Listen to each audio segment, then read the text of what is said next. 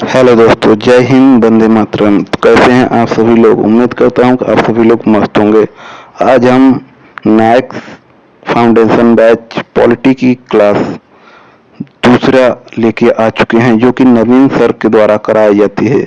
आज हम पॉलिटी की दूसरी क्लास का हैंड रिटन नोट्स रिवीजन कराने आ गया हूं। पीडीएफ आपको वीडियो के डिस्क्रिप्शन में टेलीग्राम चैनल का लिंक है, वहां पे मिल जाएगा। तो यहाँ पे आप लोग देख सकते हैं, ये भारतीय संविधान आप देख सकते हैं। आप लोग भारतीय संविधान की विशेषता, ये पॉलिटी की दूसरी क्लास है दोस्तों। और ये देख सकते हैं साक्षात 3/12/2024 की क्लास है। तो बिना समय के देरी करते हुए अपने चलते हैं क्लास की ओर। इससे पहले वीडियो को लाइक करें और ज़्यादा से ज़्यादा शेयर करें। चैनल पर नए हो चैनल को सब्सक्राइब करें, बेल आइकन को प्रेस कर लें। वीडियो के डिस्क्रिप्शन में टेलीग्राम चैनल का लिंक है, टेलीग्राम चैनल को सब्सक्राइब कर ले, पीडीएफ वहीं पे मिलेगी। तो बिना समय की देरी करते हुए चलते अपने क्लास की ओर।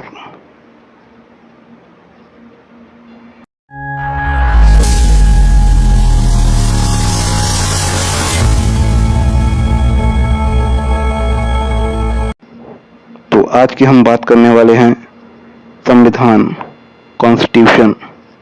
यह दो भाग है, लिखित संविधान और दूसरा अलिखित संविधान। इसके बारे में बात कर लेते हैं। लिखित संविधान, ये पहला पॉइंट इसका है, लिखित अंश ज्यादा अलिखित अंश कम है इसमें। और अलिखित में अलिखित अंश ज्यादा है और लिखित अंश कम है। इसकी बात कर लेते हैं। लिखित संविधान, लिखित संविधान निर्मित होता है और अलिखित संविधान यह विकसित होता है। वहीं नेक्स्ट पॉइंट की बात कर लेते हैं। लिखित संविधान के लागू होने का तारीख होती है और इसमें कोई तारीख नहीं होता अलिखित संविधान में। चौथा पॉइंट, एकात्मक, संगठनात्मक, अर्धसंगठनात्मक सरकार संविधान हो सकता है। इसमें अलिखित संविधान में केवल एकात्मक होता है। पांचवें पॉइंट की बात कर लेते हैं संविधान का।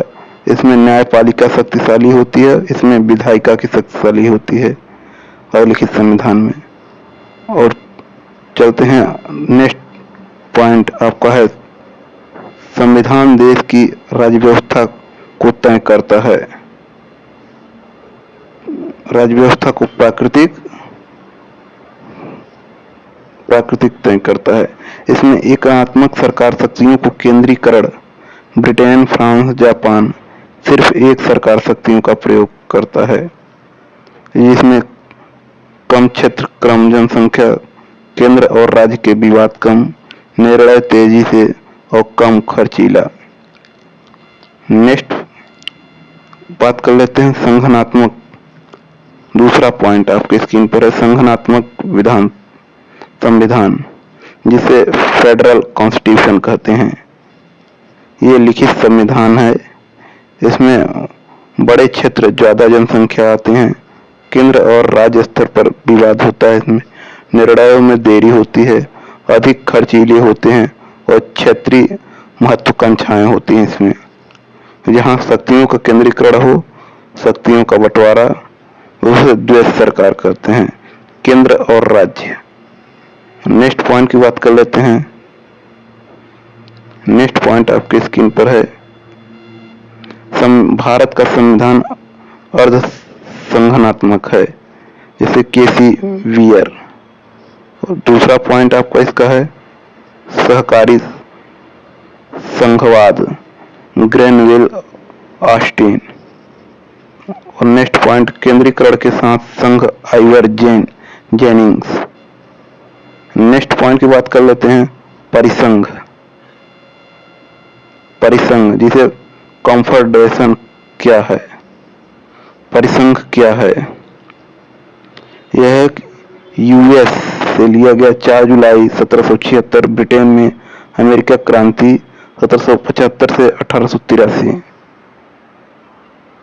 इसमें 1777 में यूएसए में परिसंघ बना। यह परिसंघ 1781 से 89 तक कार्य करता रहा और वहीं 1789 में खत्म होकर 1789 में अमेरिका का संविधान बन चुका था, जिसे रूसी क्रांति 1917 वहीं बात कर ले सबसे कमजोर सदस्य स्वैच्छिक, 13 कॉलोनियस हैं, 13 कॉलोनी हैं। नेक्स्ट पॉइंट की बात कर लेते हैं, संघ क्या है। संघ फेडरेशन से अलग होने के लिए संघी को तोड़ना होता है। यूएसएसआर यह क्या संघ है जिसका full form union of civil socialist republic, यह 1922-24 में बना था।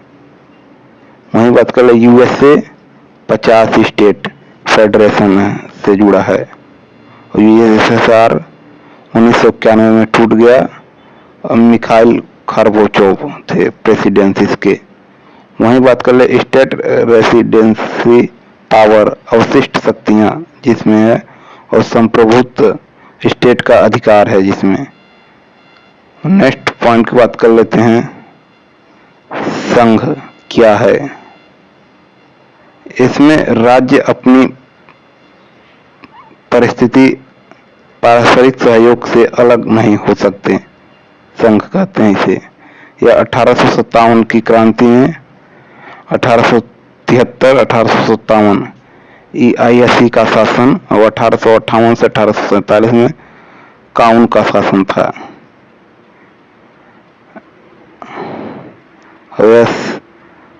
कॉन्फेडरेशन फेडरेशन यूनियन CFU का निर्माण, जिसमें 1858 एक्ट में 2 ब्रिटेन का सीधा नियंत्रण और देशी रियासतें, और 1835 में एक्ट के तहत फेडरल सिस्टम को, संघीय व्यवस्था को अपनाया गया। यह कनाडा का मॉडल है।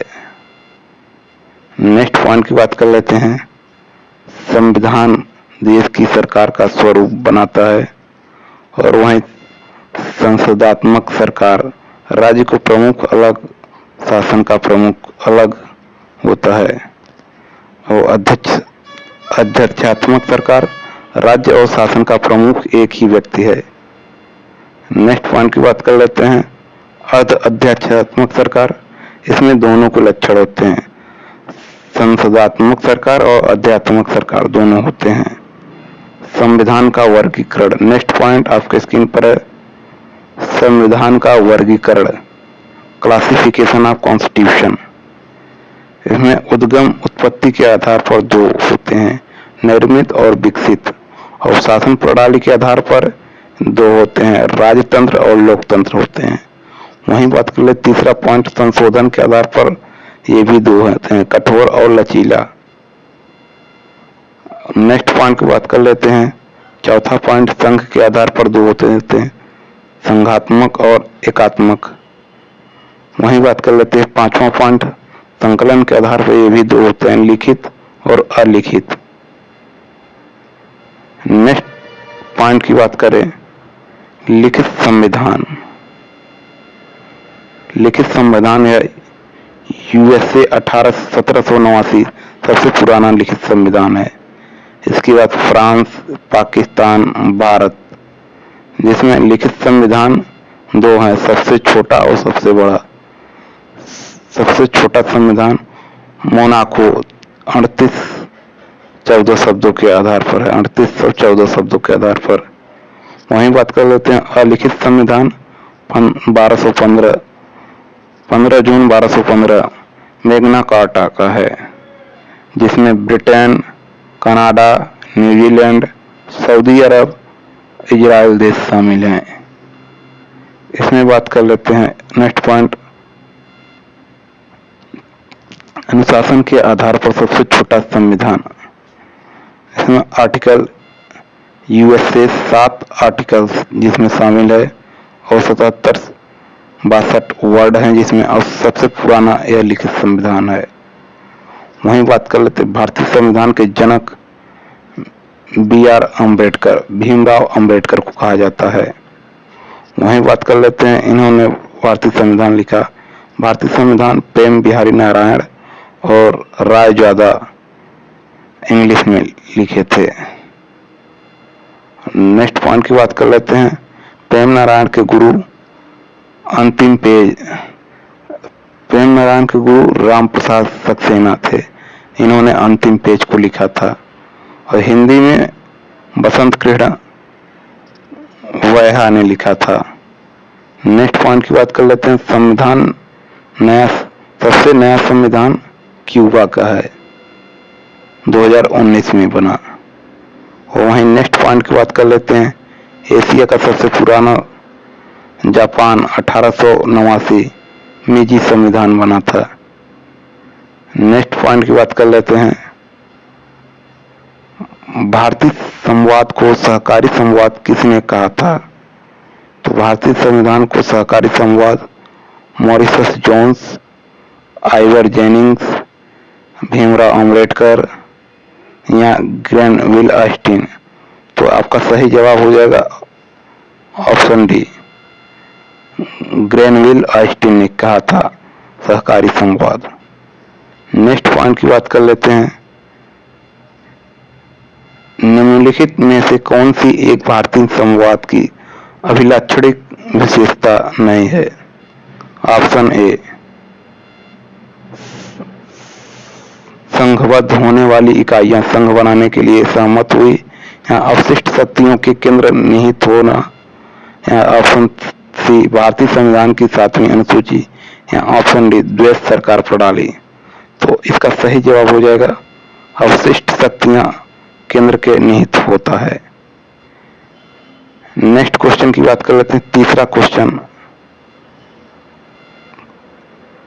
केसी वेयर के अनुसार भारतीय संवाद के संबंध में निम्नलिखित में से कौन सा कथन सही है?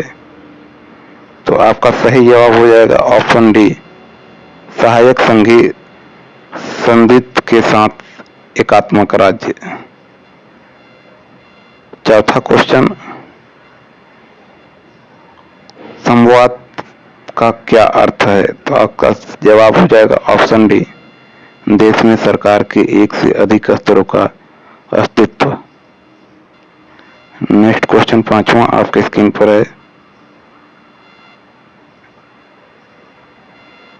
निम्नलिखित में से कितने भारतीय संविधान को अर्धसंघी बनाया गया? तो आपको केसी वेयर के संविधान को अर्धसंघी बनाया गया। भारत में दो प्रकार है, केंद्र और राज्य। केंद्र में आपातकाल में अखिल भारतीय सेवाओं में नियुक्ति, और राज्य में 7वीं शेड्यूल में राज्य सूची में 61 सब्जेक्ट रखे गए हैं। नेक्स्ट पॉइंट की बात कर लेते हैं। छठा क्वेश्चन, भारतीय संविधान में सरकार का अर्धसंघी रूप संविधान में लिखा गया। तो आपका यह कैनेडियन में लिखा गया, कैनेडियन से लिया गया था। अर्धसंघी रूप संविधान कैनेडियन से लिया गया है। नेक्स्ट क्वेश्चन सातवां आपके स्क्रीन पर है। निम्नलिखित में से कौन भारतीय संघीय प्रणाली की विशेषता नहीं है? तो आपका ऑप्शन बी, एकल स्तरीय सरकार, जिसे सिंगल टायर गवर्नमेंट कहते हैं।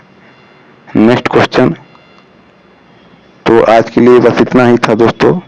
तो वीडियो कैसा लगा दोस्तों कमेंट करके जरूर बताएं। अच्छी लगी है तो लाइक करें और ज़्यादा से ज़्यादा लोगों के पास शेयर करें। पीडीएफ वीडियो के डिस्क्रिप्शन में टेलीग्राम चैनल का लिंक है, वहाँ पे मिल जाएगा। देखते रहिए हमारे चैनल पर हैंड रिटन नोट्स रिवीजन। मिलता है नेक्स्ट वीडियो में, तब तक के लिए जय हिंद, जय भारत।